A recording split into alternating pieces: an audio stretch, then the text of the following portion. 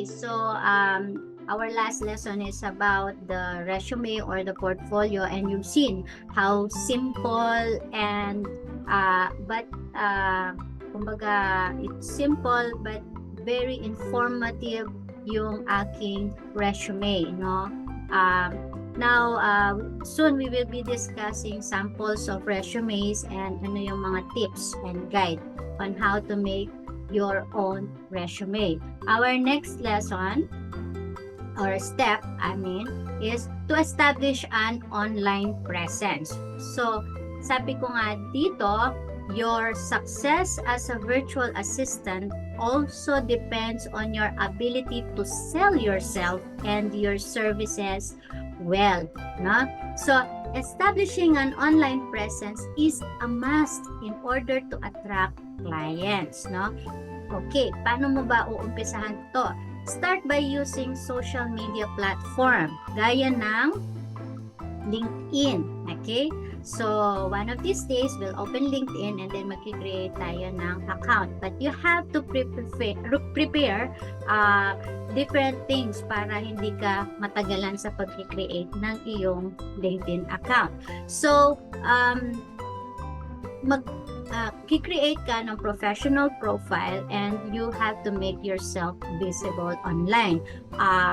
Down below this video, you will see my LinkedIn account. You can open that and see what I am doing in LinkedIn. No, I started posting there about I'm just sharing words of encouragement, but I used Canva to design them to make them look interactive, no? And then you can also set up a personal website. No, masyado nang malalim yun. Hindi, simple lang yan, no? You can use WordPress. Okay? Meron naman si WordPress kasi na parang template. Kung ikaw ay gagamit ng WordPress, madali lang siya.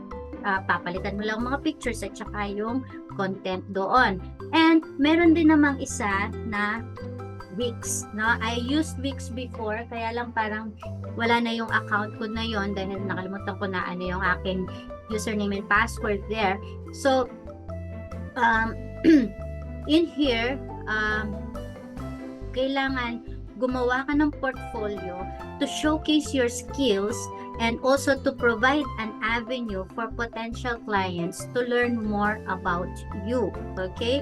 So, yung resume kasi is just a summary of your credentials. Now, when you want to be a hireable VA, kailangan meron kang online presence. So, one of the tips is to make a video introduction of yourself, no? That can give a good impression on people visiting your website or your profile. So, meron tayong pwedeng gawin na isa pa, which is what we call portfolio. Okay, so, teka ha, bubuksan natin yung aking Canva. Post ko lang sandali itong video.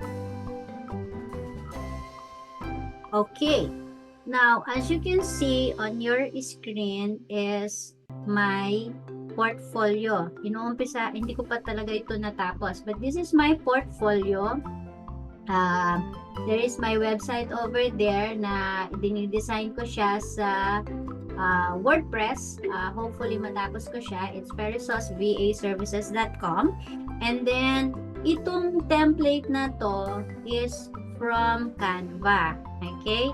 Merong template na wherein it will give you the entirety of what you need for a portfolio. Kasi type mo lang portfolio and then boom, nandiyan na siya. So ito yung first page ng aking portfolio and then this is the second page ng aking portfolio. Huwag nyo na lang pong pansinin yung Maserati doon sa side. So this picture was taken when I was in America. I think sa Tennessee ito when we visited Longhorn Steakhouse, and then my husband saw Maserati doon, so sabi niya for sure my wife would like to have picture So, kinausap niya yung may-ari, so we took a lot of pictures of his Maserati. Napakabait ng mga Amerikano. Okay, so here, this is the second page, and I make it like very personalized, no, to introduce myself, and ito yung aking introduction. So, hello, my name is Jennifer Schultz, a highly talented, detail-oriented general virtual assistant with experience providing exceptional support and ensuring projects are completed on time and with extreme confidentiality. Strive in fast-paced virtual environments following established procedures and practices to exceed all client expectations. Experienced in creating an effective, organized environment in which I can excel at focusing time on providing top-level client support, resolving issues, and developing relationships to ensure loyalty and growth. Unique skill set, offering exceptional organizational/administrative skills combined with ensuring 100% client satisfaction. O, diba? Alam mo, professional na professional ang dating. Okay. So, of course, syempre, totoo yan. Yung nakalagay dyan, no? 10 years of experience is not easy, pero I was able to really prove myself, no, to my client or my employer.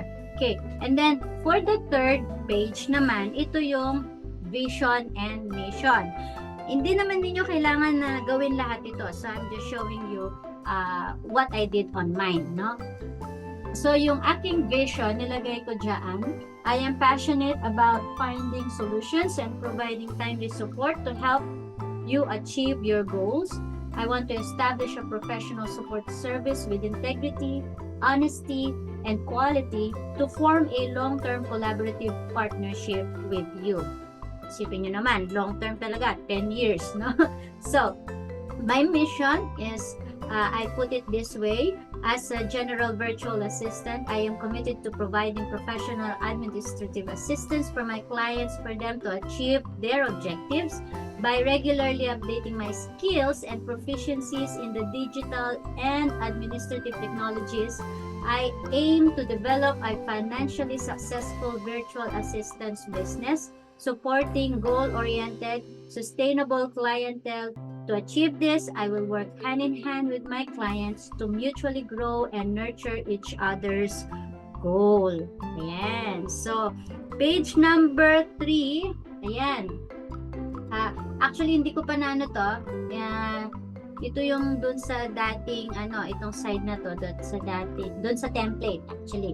Pero itong content dito nakalagay, I have worked on various projects ranging from administrative to marketing tasks, developing a range of skills that allow me to adapt to any task or work environment.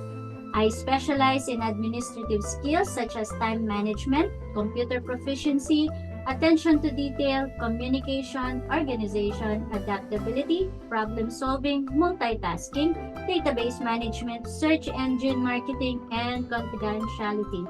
With years of experience, I am confident in my ability to deliver quality work.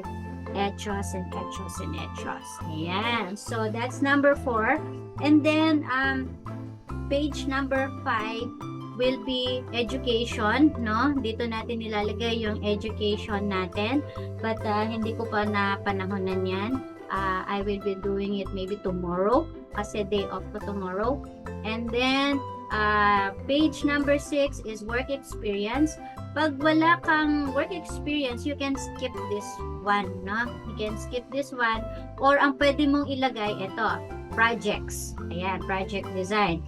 Pwede kong ilagay dito yung website na ginawa ko before, and then yung mga ganong tipo, no?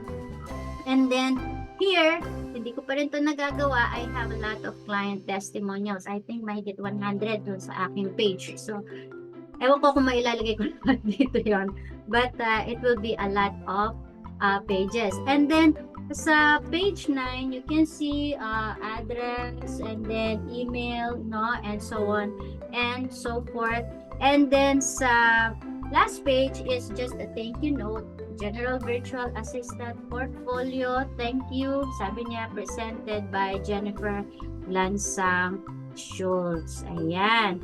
So, as you can see, hindi siya, kumbaga, simple lang siya. Kumbaga, no, na pwede nating gawin sa ating mga resumes, no? It's a task that is easier to do, no, when you want to have a very professional presence. Okay, and then